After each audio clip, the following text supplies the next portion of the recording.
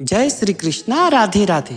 आज पौष मास के शुक्ल पक्ष की पुण्यदायिनी मंगलवार है और मंगलवार हनुमान जी को बेहद पसंद है। इस कारण से जो भी हनुमान जी के भक्त हैं और अपना काम सिद्ध कराना चाहते हैं, उन्हें मंगलवार के दिन हनुमान जी की व्रत कथा का श्रवण अवश्य करना चाहिए। तो आइए हम तुरंत पुण्य देने वाली हनुमान जी का पवन पावन कथा का श्रवण करते हैं। बोलिए हनुमान जी महाराज की जय। यदि आपके कुंडली में मंगल खराब हो या मंगल की अवस्था सही नहीं हो या गोचर किसी तरह का खराब हो या महादशा, अंतरदशा, प्रत्यंतर दशा किसी भी तरह में मंगल यदि खराब हो, उनकी शांति के लिए मंगलवार का व्रत किया जाता है। मंगलवार के प्रदायक देवता जब प्रसन्न हो जाते हैं तो आपको धन संपत्ति, जो सुख मिलना होता है वो प्राप्त होने लग जाता है। सौभाग्य से पुत्र पुत्री प्राप्त होता है। अगर आप किसी से लड़ाई झगड़े में फंसे हैं तो आप उस पर विजय प्राप्त करते हैं। आपकी नौकरी में उच्च पदोन्नति होने की संभावना बन जाती है। तो मंगल देव यदि आपसे रुष्ट हैं या आप भगवान मंगल से और ज़्यादा कामना रखते हैं तो आप इस कथा को जरूर श्रवण कर सकते हैं। और जो भी इस मंगलवार के व्रत को करते हैं उन्हें सुख, वैभव, संतान की प्राप्ति तथा दुख और कष्टों का निवारण हेतु मंगलवार का व्रत करना चाहिए और साथ में कथा भी श्रवण करनी चाहिए। आइए हम मंगलवार के व्रत के विधि और नियम के बारे में जानें। मंगलवार के व्रत को कोई भी स्त्री पुरुष कर सकता है। मंगलवार के दिन सुबह उठकर दातुन से ब्रश करें और तिल या आंवला का चूर्ण लगा करके नदी या तालाब या घर में ही स्नान करके लाल रंग का वस्त्र धारण करके और चावल से अष्टदल कमल बनावें। फिर उस पर मूर्ति बना करके प्रतिष्ठा आदि करके लाल अक्षत, लाल पुष्प, लाल चंदन एवं लाल गुड़ से बने भोज्य पदार्थों का भोग लगा करके और भगवान को अर्पित करें। मंगल देवता का पूजन करें, ध्यान करें। इसके करने मात्र से आपको काफ़ी फल प्राप्त होता है। मंगलवार की पूजा करते, व्रत करने और मंगलवार की कथा सुनने, आरती करने के बाद भक्तों में प्रसाद का बांट करें। जो भी इस व्रत को करते हैं उन्हें धन लक्ष्मी की प्राप्ति होती है। स्त्री तथा कन्याओं को यह व्रत विशेष रूप से लाभप्रद है। उनके लिए पति का अखंड सुख, संपत्ति तथा आयु प्राप्ति होती है। वह सदा सुहागन रहती है, अर्थात कभी भी विधवा नहीं होती। तो आइए हम मंगलवार का कथा श्रवण करते हैं। व्यास जी ने कहा, एक बार नैमिषारण्य तीर्थ में 88,000 मुनि एकत्र होकर के पुराणों के ज्ञात श्री सूत जी से पूछने लगे, हे महामुनि, आपने हमें अनेक पुराणों की कथा सुनाई है। अब कृपा करके हमें ऐसा व्रत और कथा बतलाएं जिसके करने से संतान की प्राप्ति होती है तथा मनुष्य को रोग, शोक, अग्नि, सर्व दुख आदि का भय दूर हो जाता है। क्योंकि कलयुग में सभी जीवों की आयु बहुत कम है। फिर इस पर उन्हें रोग, चिंता के कष्ट लगे रहें तो फिर वह श्री हरि के चरण कमलों में ध्यान कैसे लगा पाएगा। तब सूत जी बोले, हे मुनियों, अपने लोक कल्याण के लिए बहुत ही उत्तम बात पूछी है। एक बार युधिष्ठिर ने भगवान श्री कृष्ण से लोक कल्याण के लिए यही प्रश्न किया था और भगवान श्री कृष्ण ने युधिष्ठिर का संवाद तुम्हारे सामने कहता हूँ, ध्यान पूर्वक श्रवण करो। एक समय पांडवों सभा में कृष्ण जी से बैठे हुए थे। तब युधिष्ठिर ने भगवान श्री कृष्ण से प्रश्न किया, हे प्रभु नंदन नंद गोविंद, आपने मेरे लिए अनेक कथाएं सुनाई है। आज आप कृपा करके ऐसा व्रत या कथा सुनाए जिसके करने से मनुष्य रोग, चिंता का भय समाप्त हो जाए और उसे पुत्र की प्राप्ति हो। हे प्रभु, बिना पुत्र के जीवन व्यर्थ है। पुत्र के बिना मनुष्य नरकगामी होता है। पुत्र के बिना मनुष्य की पितृ ऋण से छुटकारा नहीं पा सकता और न ही उसका पुनंग नामक नरक से उद्धार हो सकता है। अतः पुत्रदायक व्रत बतलाएं। तब भगवान कृष्ण बोले, हे राजन, मैं एक प्राचीन इतिहास सुनाता हूँ, आप उसे ध्यान पूर्वक श्रवण करो। कुंडलपुर नामक एक नगर था। उसमें नंदा नाम का एक ब्राह्मण रहता था। भगवान की कृपा से उसके पास सब कुछ था, फिर भी वह दुखी रहता था। इसका कारण यह था कि ब्राह्मण की स्त्री सुनंदा के कोई संतान नहीं थी। सुनंदा पतिव्रता थी, भक्ति पूर्वक श्री हनुमान जी की आराधना करती थी।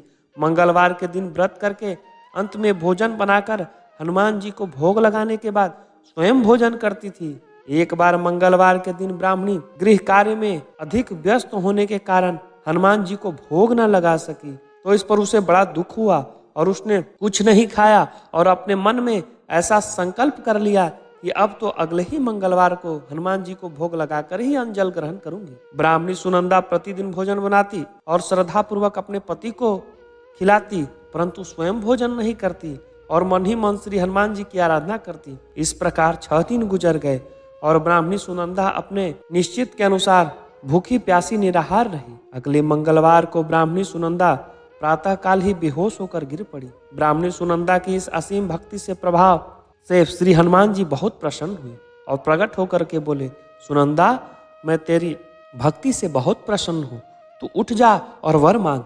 सुनंदा अपने आराध्य देव श्री हनुमान जी को देखकर आनंद की अधिकता से विहल हो श्री हनुमान जी के चरणों में गिरकर बोली, हे प्रभु, मेरी कोई संतान नहीं है और कृपा करके मुझे संतान प्राप्ति का आशीर्वाद दे, आपकी अति कृपा होगी। अब महावीर जी बोले, तेरी इच्छा पूर्ण होगी, तेरा एक कन्या पैदा होगी जिससे अष्टांग प्रतिदिन सोना दिया करेगी। इस प्रकार कहकर श्री महावीर जी अंतर्ध्यान हो गए। ब्राह्मणी सुनंदा बहुत हर्षित हुई और सभी समाचार अपने पत्नी से कहा। ब्राह्मण देव ने कन्या का वरदान सुनकर कुछ दुखी हुए, परंतु सोना मिलने की बात सुनी तो बहुत प्रसन्न हुए।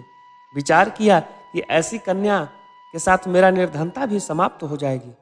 श्री हनुमान जी की कृपा से वह ब्राह्मणी गर्भवती हुई और 10वें महीने में उसने बहुत ही सुंदर पुत्री प्राप्त हुई। यह बच्ची अपने पिता के घर ठीक उसी तरह बढ़ने लगी जिस प्रकार शुक्ल पक्ष का चंद्रमा बढ़ता है। 10वें दिन ब्राह्मण ने उसे बालिका का नाम संस्कार कराया।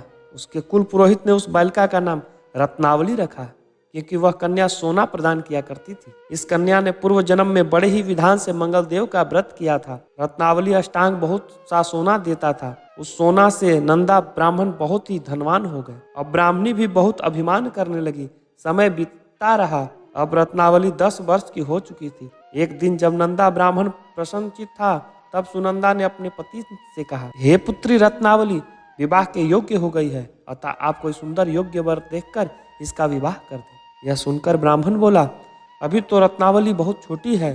तब ब्राह्मणी बोली, शास्त्रों की आज्ञा है कि कन्या 8 वर्ष में गौरी और 9 वर्ष में रोहिणी और 10वें वर्ष में कन्या इसके पश्चात रजस्वला हो जाती है और गौरी के दान से पाताल लोक की प्राप्ति होती है, रोहिणी के दान से वैकुंठ लोक की प्राप्ति होती है, कन्या के दान से इंद्रलोक में सुखों की प्राप्ति होती है। अतः हे पति देव, रजस्वला का दान किया जाता है तो घोर नरक की प्राप्ति होती है। इस पर ब्राह्मण बोला, अभी तो रत्नावली मात्र 10 वर्ष की है और मैंने तो 16-16 साल की कन्याओं के विवाह कराए हैं, अभी जल्दी क्या है। तब ब्राह्मणी सुनंदा बोली, आपको तो लोभ अधिक हो गया है। लगता है शास्त्रों में कहा गया है कि माता पिता और बड़ा भाई रजस्वला कन्या को देखते हैं तो वह अवश्य नरकगामी होते हैं। तब ब्राह्मण बोला, अच्छी बात है, कल मैं अवश्य योग्य वर की तलाश में अपने दूत को भेजूंगा। दूसरे दिन ब्राह्मण अपने दूत को बुलाया और आज्ञा दी कि जैसी सुंदर मेरी कन्या है वैसा ही सुंदर उसके लिए वर तलाश करे। दूत अपने स्वामी की आज्ञा पाकर निकल पड़ा और पंपई नगर में उसने एक सुंदर लड़के को देखा। यह बालक एक ब्राह्मण परिवार का बहुत ही गुणवान पुत्र था। उसका नाम सोमेश्वर था। दूत ने इस सुंदर व गुणवान ब्राह्मण के पुत्र के बारे में अपने स्वामी को पूर्ण विवरण दिया। ब्राह्मण नंदा को भी सोमेश्वर अच्छा लगा और फिर शुभ मुहूर्त में विधि पूर्वक कन्यादान करके ब्राह्मण और ब्राह्मणी संतुष्ट हुए। परंतु ब्राह्मण के मन में तो लोभ समाया हुआ था। उसने कन्यादान तो कर दिया, पर वह बहुत खीन भी था। उसने विचार किया कि रत्नावली तो अब चली जाएगी और मुझे इससे जो सोना मिलता था अब वह नहीं मिलेगा।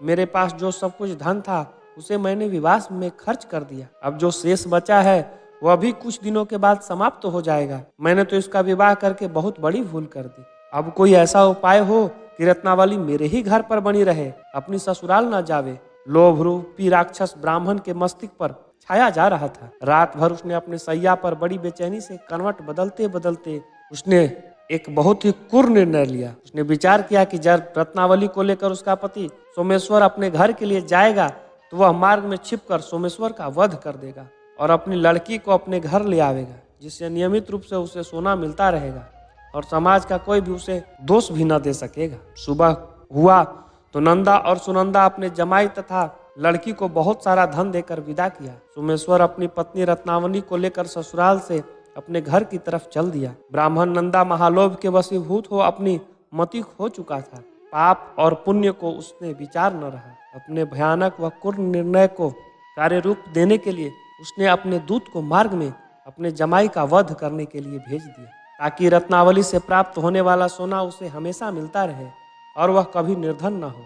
ब्राह्मण के दूत ने अपने स्वामी की आज्ञा का पालन करते हुए जमाई सोमेश्वर का मार्ग में ही वध कर दिया। समाचार प्राप्त कर ब्राह्मण नंदा मार्ग में पहुंचा और रुदन करती हुई पुत्री रत्नावली से बोला, हे पुत्री, मार्ग में लुटेरों ने तेरे पति का वध कर दिया। भगवान की इच्छा के आगे किसी का कोई वश नहीं चलता। अब तू घर चल, वहां पर ही रह शेष जीवन व्यतीत कर। जो भाग्य में लिखा था वही होगा। अपने पति का अकाल मृत्यु से रत्नावली बहुत दुखी हुई। करुण क्रदन व रुदन करते हुए अपने पिता से बोली, हे पिताजी, इस संसार में जिस स्त्री का पति नहीं है उसका जीना व्यर्थ है। मैं अपनी पति के साथ ही अपने शरीर को जला दूंगी और सती होकर अपने इस जन्म को माता पिता के नाम के तथा सास ससुर को यश को सार्थक करूंगी। ब्राह्मण नंदा अपनी पुत्री रत्नावली के वचन को सुनकर बहुत दुखी हुआ और विचार करने लगा कि मैंने व्यर्थ ही जमाई का वध का पाप अपने सिर ले लिया। रत्नावली तो उसके पीछे अपने प्राण तक देने को तैयार है। मेरा तो दोनों तरफ से मरण हो गया। धन तो अब मिलेगा नहीं। जमाई वध के पाप का फलस्वरूप यम यातना भी भुगतनी पड़ेगी। यह सोचकर वह बहुत खिन्न हुआ। सोमेश्वर की चिंता बनाई गई रत्नावली सती होने की इच्छा से अपने पति का सिर अपने गोद में लेकर चिता पर बैठ गई। जैसे ही सोमेश्वर की चिता में अग्नि लगाई गई, वैसे ही प्रसन्न हो मंगल देव वहां प्रकट हुए और बोले, हे रत्नावली, मैं तेरे पति को भक्ति से बहुत प्रसन्न हूँ, तू वर मांग। रत्नावली ने अपने पति का जीवन दान मांगा। तब मंगल देव बोले, रत्नावली, तेरा पति अजर अमर है, यह महाविद्वा भी होगा और उसके अतिरिक्त तेरी जो इच्छा है वह वर मांग। तब रत्नावली बोली, हे ग्रहों के स्वामी, यदि आप मुझ पर प्रसन्न हैं तो मुझे यह वरदान दीजिए कि जो मनुष्य मंगलवार के दिन प्रातः काल लाल फूल, लाल चंदन से पूजा करके आपका स्मरण करे, उसको रोग व्याधि न हो, स्वजनों का कभी भी वियोग न हो, सर्प, अग्नि तथा शत्रुओं का भय न रहे। जो स्त्री मंगलवार का व्रत करे वह कभी विधवा न हो। मंगलदेव तथास्तु कहकर अंतर्ध्यान हो गए। सोमेश्वर मंगलदेव की कृपा से जीवित हो उठा और रत्नावली अपने पति को पुनः प्राप्त करके बहुत प्रसन्न हुई और मंगलदेव का व्रत प्रत्येक मंगलवार को करके व्रतराज और मंगलदेव की कृपा से इस श्लोक में ऐश्वर्य को भोगते हुए अंत में पति के साथ स्वर्ग को चली गई। इस प्रकार इति श्री मंगलवार व्रत कथा समाप्तः। बोलिए हनुमान जी महाराज की जय। बोलिए मंगल देव की जय।